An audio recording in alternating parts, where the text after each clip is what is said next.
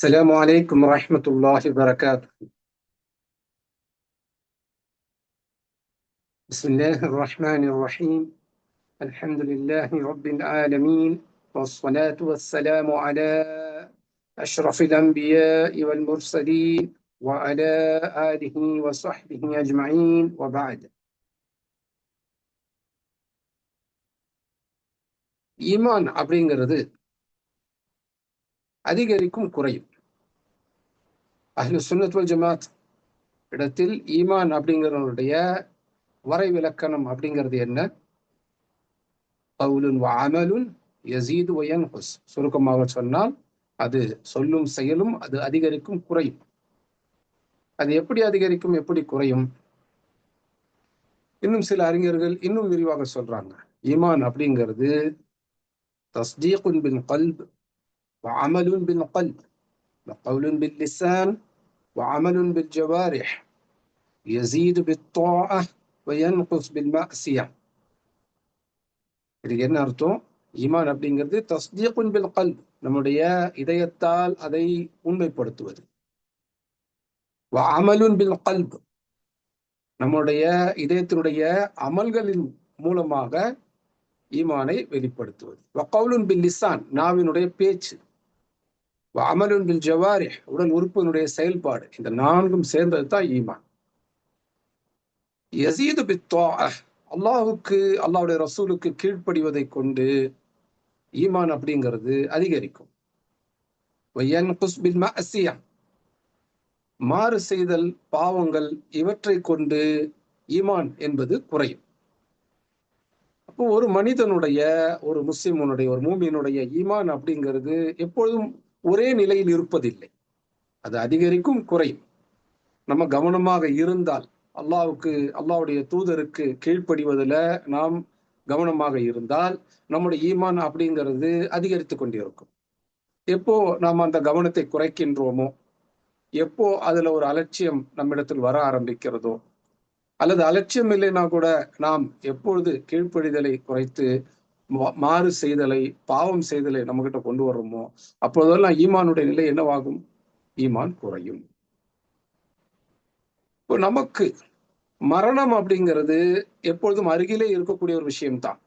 ஒருத்தருக்கு மவுத் அப்படிங்கிறது எப்போ வரும் அப்படிங்கிறது அல்லாஹ் சுப்ஹானஹு வ தஆலா மட்டுமே அறிந்த ஒன்று.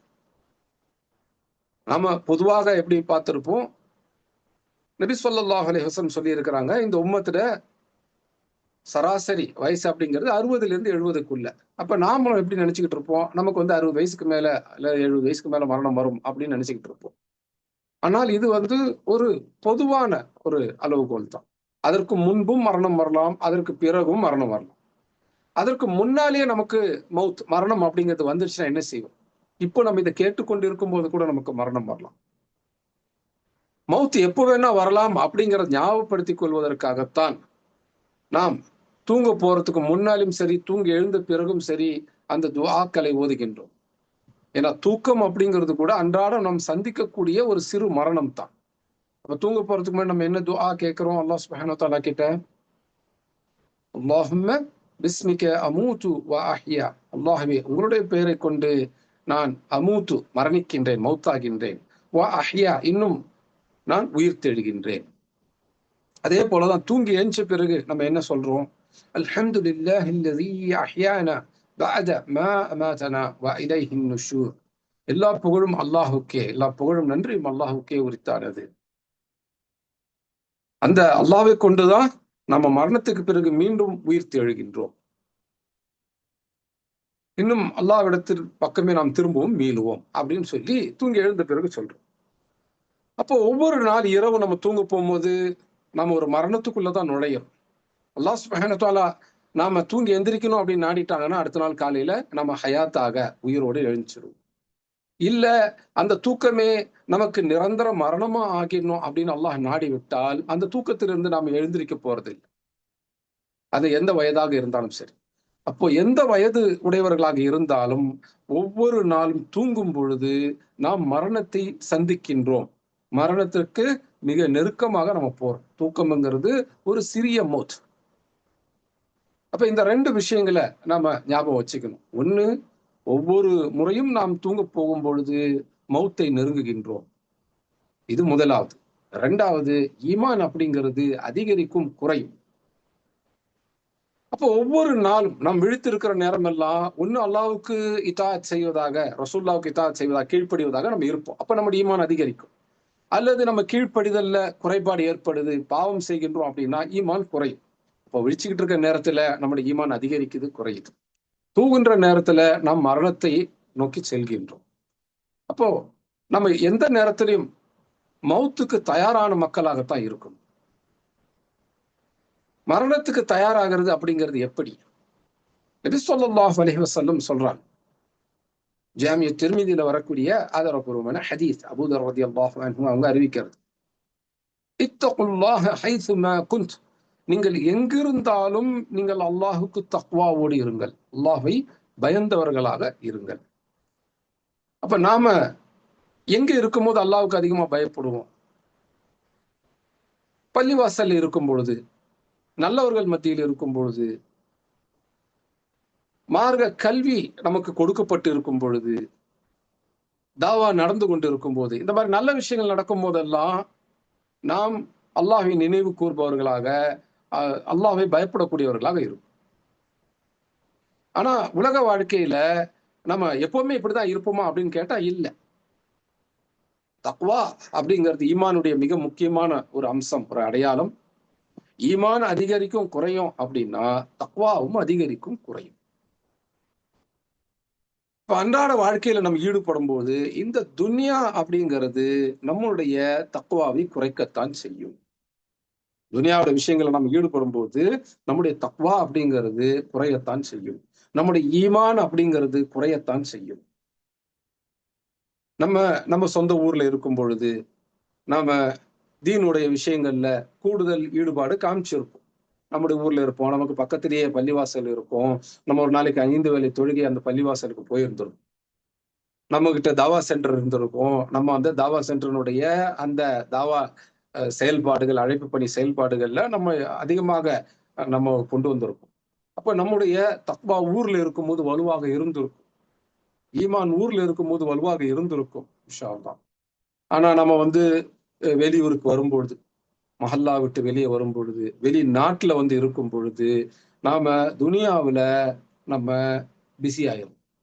துனியாவுல பிஸி ஆகும்போது முதல்ல நடக்கிறது என்ன? தக்வா குறைபாடு அப்படிங்கிறது வந்துடும். ஈமான் குறைபாடு அப்படிங்கிறது வந்துடும்.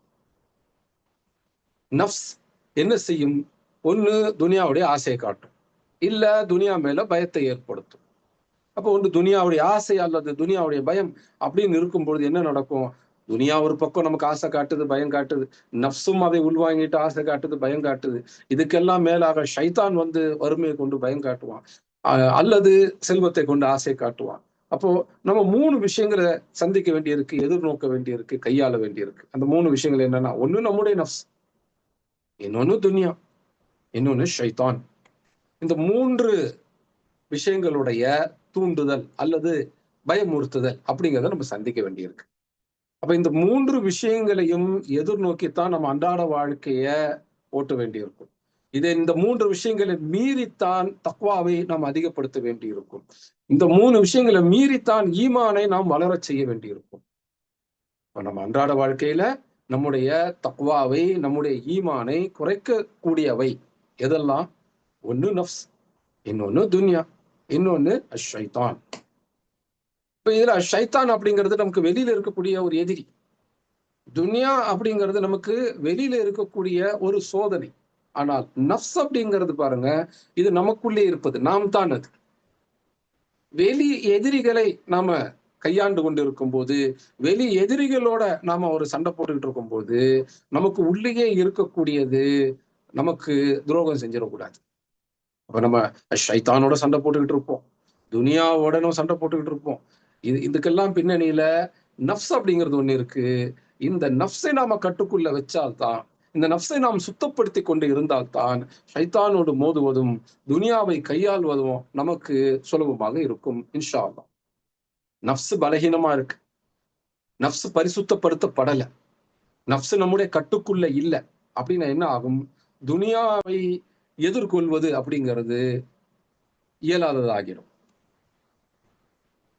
துனியாவை எதிர்நோக்குவது, துனியாவை கட்டுக்குள்ள கொண்டு வருவதுங்கிறது இயலாததாகிடும். ஷைத்தானோடு மோதுவது அப்படிங்கிறது சாத்தியம் இல்லாததாகிடும். அப்போ ஷைத்தானோடு மோதுவதற்கு முன்னால், துனியாவை எதிர்கொள்வதற்கு முன்னால் நாம என்ன செய்யணும்? நம்முடைய நஃப்ஸை தயார்படுத்தும். நஃப்ஸை தயார்படுத்துவதுங்கிறது என்ன? தஸ்கியத்து நஃப்ஸ், நஃப்ஸை சுத்தப்படுத்தி கொண்டு இருந்தார். தஸ்கியத்து நஃப்ஸுக்கு நம்முடைய அறிஞர்கள் அல் குர்ஆன் சுன்னா அடிப்படையில எப்படி செய்யணும் அப்படிங்கிறதுக்கு நமக்கு படிப்படியாக விஷயங்களை கொடுத்துருக்கிறாங்க. அது ஒண்ணு நம்ம பின்னாடி வரக்கூடிய சந்திப்புகள்ல இன்ஷா அல்லாஹ் பார்ப்போம். இன்றைக்கு இது ஒரு நசீஹா, ஒரு நினைவூட்டல். அந்த நினைவூட்டல் என்ன? ஈமான் என்பது அதிகரிக்கும், குறையும். தக்வா அப்படிங்கிறது ஈமானுடைய ஒரு பகுதி அப்படிங்கிறதுனால தக்வாவும் அதிகரிக்கும், குறையும்.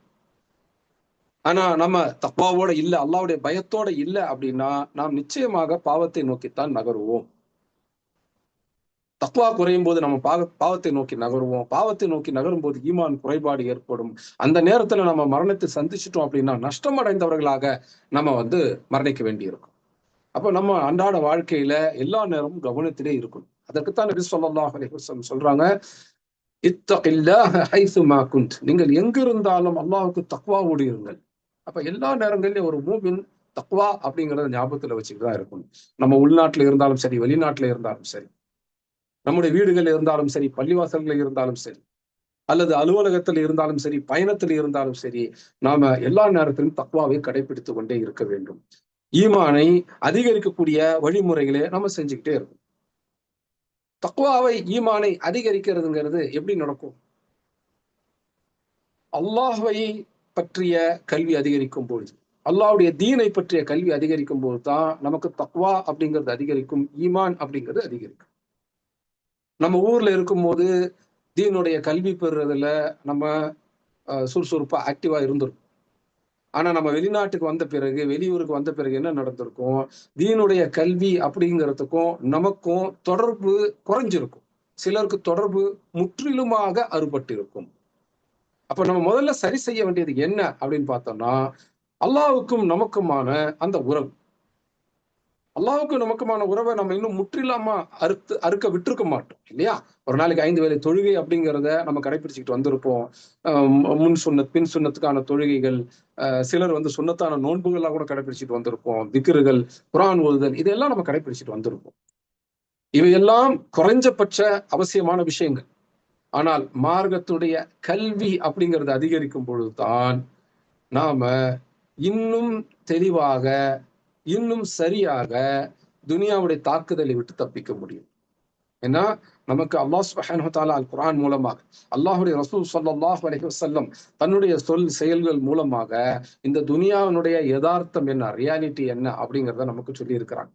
அப்போ அல்லாஹ் சொன்னதும், அல்லாஹ்வுடைய ரசூல் சொன்னதும் நமக்கு தெரிஞ்சாதான் இந்த துனியா எப்படிப்பட்டது, அது எந்த கோணங்கள்லாம் நம்மளை அணுகும், எந்த கோணங்கள்லாம் நம்மளை பலகீனப்படுத்தும் அப்படிங்கிறத நம்ம புரிஞ்சுக்கணும். எந்த வகையில நாம செயல்பட்டால் இந்த துனியாவினுடைய அந்த ஆசை காட்டுதல்கள் அல்லது அச்சுறுத்தல்கள் இருந்து நாம நம்மளை காப்பாற்றிக்க முடியும் அப்படிங்கிறது தெரியலாம். அதே போலதான் அல்லாஹும் அல்லாஹ்வுடைய ரசூலும் அஷைத்தானுடைய தாக்குதல்கள் எப்படி எல்லாம் வரும், அஷைத்தானுடைய ஆசை காட்டுதல்கள் எப்படி எல்லாம் வரும் என்பதை நமக்கு அல் குர்ஆனிலும் சுன்னாவிலும் விரிவாக சொல்லி இருக்கிறான். நாம் அவற்றை சரியாக விரிவாக கற்றுக்கொண்டு இருந்தால் மட்டும்தான் அஷைத்தானுடைய தாக்குதல்களில் இருந்து நம்மை காப்பாற்றிக் கொள்ள முடியும். இது எல்லாத்துக்கும் அடிப்படையா அமையிறது நம்முடைய நப்சை நாம் சரி செய்து கொண்டு இருக்குதல், தஸ்கியத்து நப்ஸ். இந்த 3 விஷயங்களுக்கும், எந்த 3 விஷயங்களுக்கும்? நப்ஸ், துன்யா, அஷைத்தான், இந்த 3 விஷயங்கள்லையும் நாம சரியாக இருப்பதற்கு, நம்ம அதை இந்த 3 விஷயங்களை கட்டுக்கோப்பா வச்சிருக்கிறதுக்கு மார்க்கத்தினுடைய கல்வி அப்படிங்கிறது அவசியம். அதனால்தான் நபி முஹம்மது ஸல்லல்லாஹு அலைஹி வஸல்லம் நமக்கு சொல்லி இருக்கிறாங்க. சொன்ன இப்னு மாஜால வரக்கூடிய ஹசன் தரத்துல உள்ள ஹதீஸ், தலபுல் இல்மி ஃபரீதத்துன் அலா குல்லி முஸ்லிம். எல்லா முஸ்லிமின் மீதும் மார்க்கத்தினுடைய கல்வியை தேடுவது கட்டாய கடமை. ஃபர்த் அப்படிங்கிற வார்த்தையை நபி ஸல்லல்லாஹு அலைஹி வஸல்லம் இங்க பயன்படுத்தி இருக்கிறாங்க. அப்ப எப்படி ஒரு நாளைக்கு 5 வேளை தொழுகை நமக்கு கடமையோ, ரமதான் மாதம் நோன்பு கடமையோ, ஜகாத், ஹஜ் போன்றவை அதற்குரிய நம்ம வசதிகளையும் வலிமையும் பெற்ற பிறகு கடமையாகுதோ, அதே போல மார்க்க கல்வியை கற்பது என்பது ஒவ்வொரு முஸ்லிம் மீதும் கடமை. இதுல ஆண் பெண் என்ற பாகுபாடு இல்ல, உள்ளூர்காரங்க வெளியூர்காரங்க அப்படிங்கிற பாகுபாடு இல்ல. வயசுல சின்னவங்க பெரியவங்க, சுதந்திரமானவங்க அடிமை அப்படிங்கிற பாகுபாடு அல்ல. ஒவ்வொரு முஸ்லிமுக்கும் மார்க்க கல்வி கற்றுக்கொள்வது என்பது கட்டாய கடமை. அப்பன்னா ஒரு கேள்வி வரும். அப்ப ஒவ்வொருத்தரும் ஆலிமாகிறது கடமையா அப்படின்னா இல்ல. ஆலிமாகிறது முஸ்லிம்கள்லயே ஒரு சிலருக்கு கடமை. இப்ப ஃபர்லான விஷயங்களை 2ஆக பிரிப்பாங்க. ஒன்னு ஃபர்து ஐன், இன்னொன்னு ஃபர்து கிஃபாயா. ஃபர்து ஐன் அப்படின்னா என்ன? ஒவ்வொரு தனிப்பட்ட முஸ்லிமின் மீதும் கடமை. இது அந்த முஸ்லிம் செஞ்சே ஆகும். இதை அந்த தனிப்பட்ட முஸ்லிம் செய்யல அப்படின்னா அவர் குற்றவாளியாக, பாவியாக ஆகிடுவார். இவருக்கு பதிலாக இன்னொருத்தர் அதை செஞ்சிடலாம் முடியாது. ஒரு நாளைக்கு 5 வேளை தொழுகை ஒரு முஸ்லிமின் மீது கடமை. அவர் தொழிலன்னு அவருக்கு பதிலாக இன்னொருத்தர் தொழுதாலும் சரியாகிறார். இது ஃபர்து ஐனுக்கான உதாரணம். இதே ஃபர்து கிஃபாயா அப்படின்னா என்ன? முஸ்லிம் சமூகத்துல ஒரு சிலர் செஞ்சுட்டா போதும். குறைஞ்சபட்சம் ஒரு சிலராவது அதை செஞ்சே ஆகணும். முஸ்லிம் சமூகத்தின் மீது கடமை. இது தனிப்பட்ட முஸ்லிமின் மீது கடமை அப்படிங்கிறது இல்ல. இது ஒட்டுமொத்த முஸ்லிம் சமூகத்தின் மீது கடமை. முஸ்லிம் சமூகத்தின் சார்பாக ஒரு சிலர் இதை நிறைவேற்றிட்டா மத்தவங்க மேல அந்த கடமை நீங்கிடும். இப்போ முஸ்லிம் சமூகத்தின் மீது கடமை, இதுதான் ஃபர்து கிஃபாயா அப்படின்னு சொல்லுவோம். இத முஸ்லிம் சமூகத்துடைய சிலர் செஞ்சுட்டா போதும், மற்றவங்க மேல கடமை இல்லை. ஆனா அதிகபட்சம் எவ்வளவு பேர் செய்யறோமோ அவ்வளவு நல்லது. இதுக்கு ஒரு உதாரணம் சொல்லலாம். என்னது? ஜனாசா தொழுகை. ஒரு முஸ்லிம் மரணித்து விட்டார். இப்ப இவருக்கு நம்ம ஜனாசா தொழுகை நடத்தணும். ஜனாசா தொழுகையை அந்த பகுதியில் இருக்கிற எல்லா முஸ்லிம்களும் தொழணுமா அப்படின்னு கேட்டா இல்ல. ஒரு சில முஸ்லிம்களாவது அந்த மரணித்து விட்ட முஸ்லிமுக்காக ஜனாசா தொழுதுட்டாங்க அப்படின்னா அந்த பகுதியில் இருக்கிற மற்ற முஸ்லிம்கள் மீது அந்த கடமை நீங்கி விடுகின்றது. அதுக்கு மேல அவங்க மேல அது கடமை இல்லை. இதுதான் ஃபர்து ஐன், ஃபர்து கிஃபாயா.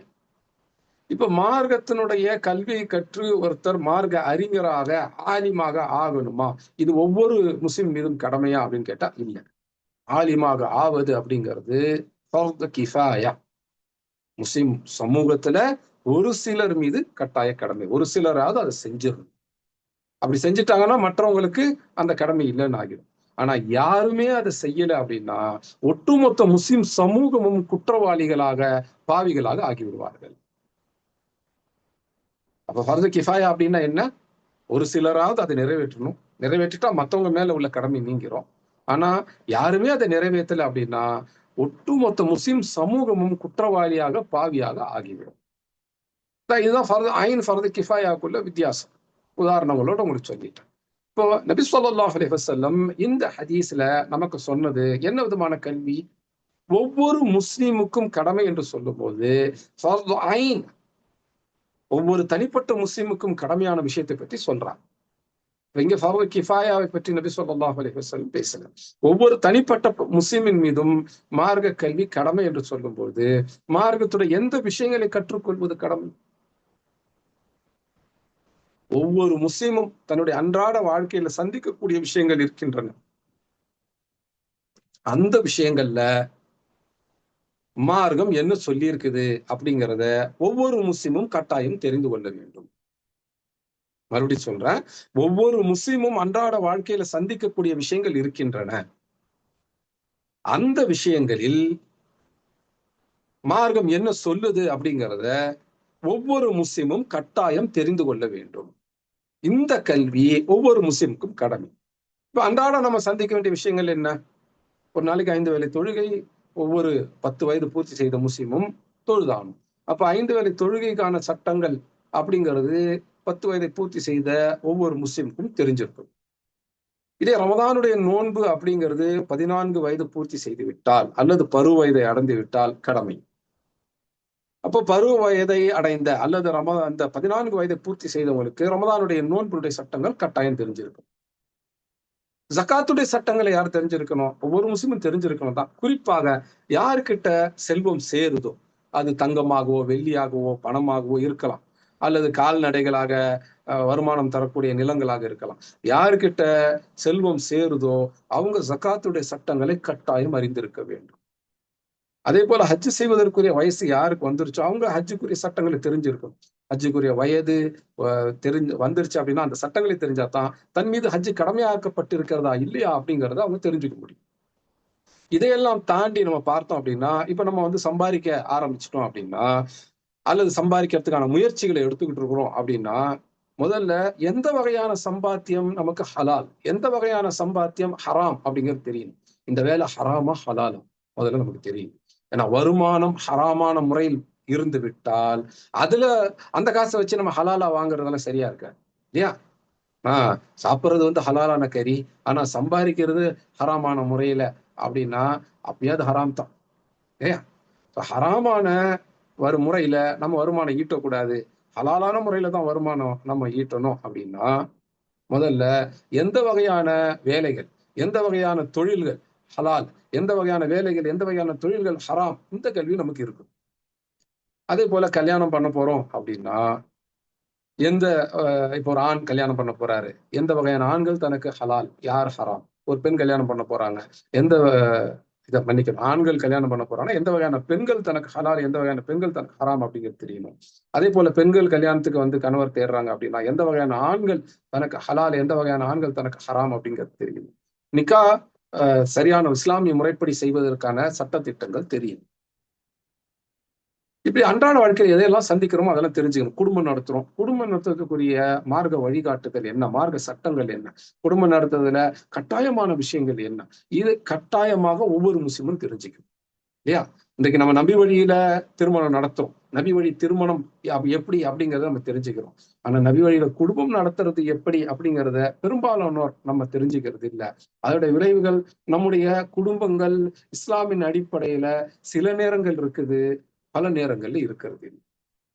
சுற்றி எல்லாரும் எப்படி குடும்பம் நடத்துறாங்களோ அப்படி நம்ம குடும்பம் நடத்த பார்க்கணும். சுற்றி எல்லாரும் எப்படி வந்து சம்பாதிக்கிறாங்களோ அப்படி நம்ம சம்பாதிக்க பார்க்கணும். அப்ப என்ன ஆகுது, என்ன நடக்குது, நம்மை அறியாமலேயே நாம் வந்து மார்க்கத்துக்கு முரணான விஷயங்கள்ல இறங்கிடும். சில நேரங்கள்ல நம்மை அறியாமல் ஹராமுக்குள்ள முழுமையாக நுழைஞ்சிடும். நிச்சயமாக நமக்கு தெரியாத விஷயங்கள்ல நம்ம அல்லாஹ்வுக்கு கீழ்ப்படிய முடியாது. அப்ப மார்க்கத்துடைய கல்வி அவசியம். எந்த விஷயங்கள்ல கல்வி அவசியம், எந்த விஷயங்கள்லாம் ஒரு முஸ்லிம் ஆணோ பெண்ணோ, எந்த விஷயங்கள்லாம் ஒரு முஸ்லிம் அன்றாட விஷயங்களை அன்றாட சந்திக்கிறாங்களோ அந்த விஷயங்கள்ல மார்க்கத்துடைய கல்வி அவசியம்.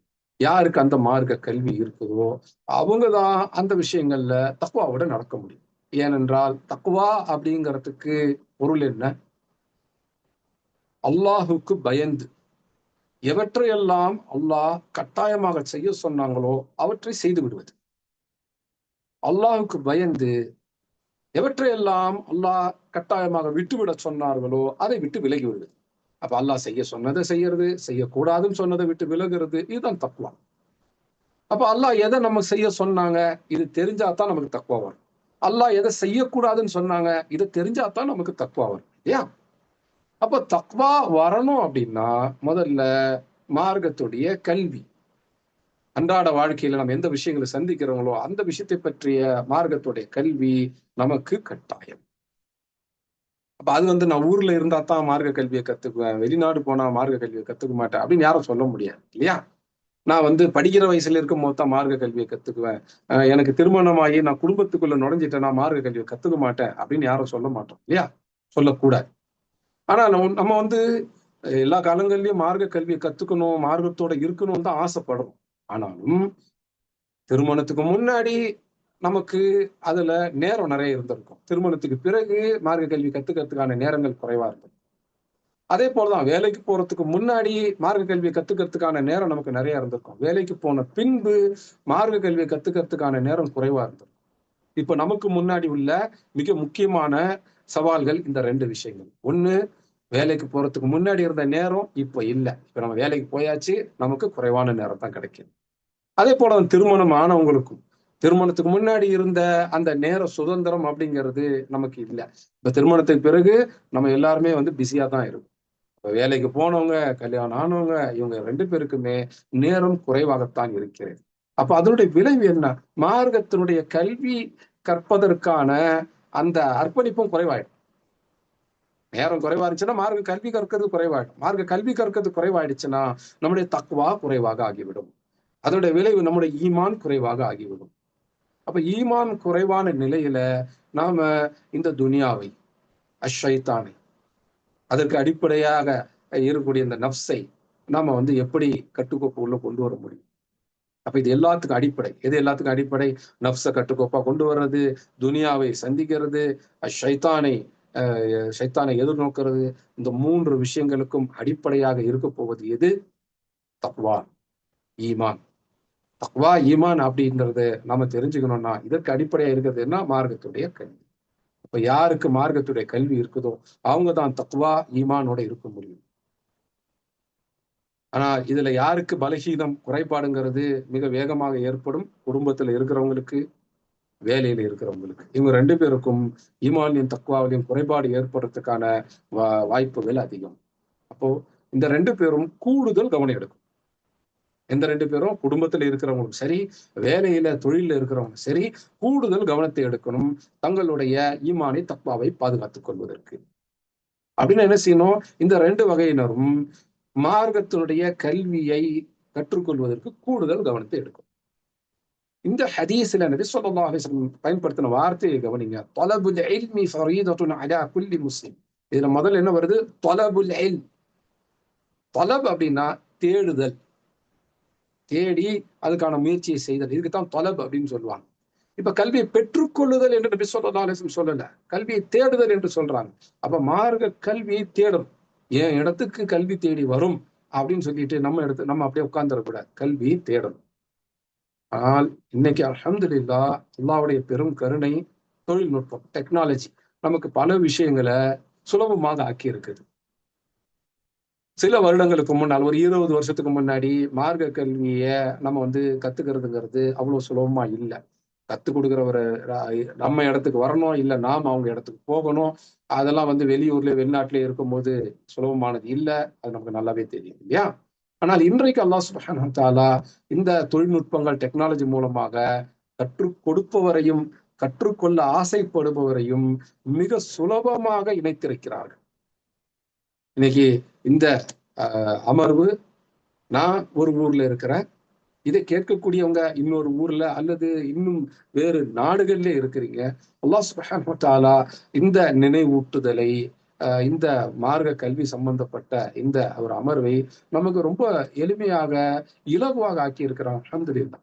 அப்ப அல்லாஹ் சுப்ஹானஹு வ தஆலா இவ்வளவு இலகுவாகவும் எளிமையாகவும் ஆக்கின பிறகு, ஈஸியாகவும் சிம்பிளாகவும் ஆக்கின பிறகு, இந்த தொழில்நுட்பங்கள், டெக்னாலஜி எல்லாம் பயன்படுத்தி நாம மார்க்க கல்வி கற்றுக்கொள்வதையும், மார்க்கத்தை அமல்படுத்துவது, தாவா செய்யறது அப்படிங்கிறதுல இன்னும் கூடுதல் முனைப்பு காட்டணும். நான் வெளிநாடு வந்துட்டேன், இதுக்கப்புறம் நான் மார்க்கத்தை எப்படி கத்துக்கிறது, நான் எப்படி தாவா பணிகளை இணைஞ்சு செய்யறது அப்படிங்கிற கவலை முதல்ல நமக்கு இருக்கணும். இது முதலாவது. 2வது, இன்றைக்குள்ள தொழில்நுட்பங்களை பயன்படுத்தி நாம எப்படி இதை செய்ய முடியும் அப்படிங்கிறதையும் பார்க்கணும். அதனுடைய ஒரு துவக்கமாகத்தான் இன்றைய இந்த அமர்வு, இது முதல் அமர்வாக அமைஞ்சிருக்குது. அல்ஹம்துலில்லாஹ். இது தொடர்ச்சியாக குறிப்பிட்ட கால அளவுல, ரெகுலர் டைம் பீரியட்ல நடக்கும் என்று நான் எதிர்பார்க்கிறேன் இன்ஷா அல்லாஹ். உள்ளூர்ல தாவாவுல மார்க்க கல்வியை கற்றுக்கொள்வதில் மிக ஆர்வமாக, முனைப்போட இருந்து செயல்பட்டு கொண்டிருந்த சகோதரர்கள் பலரும் வெளிநாடு போயிருக்கிறீங்க, குறிப்பாக சமீப காலகட்டத்துல. இப்போ உங்களுடைய மார்க்க கல்வி கற்றுக்கொள்ளுதல் அப்படிங்கிறதுல ஒரு பின்னடைவு ஏற்பட்டிருக்கும். அதன் அடிப்படையில நம்முடைய ஈமான் தக்வாவில நிச்சயமாக ஒரு பின்னடைவு ஏற்படத்தான் செய்யும். அப்ப நம்முடைய ஈமானியின் தக்வாவையும் காப்பாத்திக்கணும், ஈமானியின் தக்வாவையும் அதிகப்படுத்திக்கிட்டே இருக்கணும் அப்படின்னா மார்க்க கல்வி கற்றுக்கொள்ளுதல், அதன் அடிப்படையில நம்முடைய வாழ்க்கையை அமைத்துக் கொள்ளுதல் என்பதுல நம்ம கூடுதல் கவனம் செலுத்தணும். அதற்கு இந்த மாதிரியான சந்திப்புகள் நமக்கு பெரும் பலனை தரும் இன்ஷா அல்லாஹ். அந்த பலனை அல்லாஹ் சுப்ஹானஹு வ தஆலா உங்களுக்கும் தரணும், எனக்கும் தரணும், நம்ம அனைவருக்கும் தரணும் என்று அல்லாஹ்விடத்தில் துஆ செய்து இந்த நசீஹத்தை, ஒரு நினைவூட்டுதல் மற்றும் அறிவுரையை இந்த இடத்தில் நிறுத்துகின்றேன்.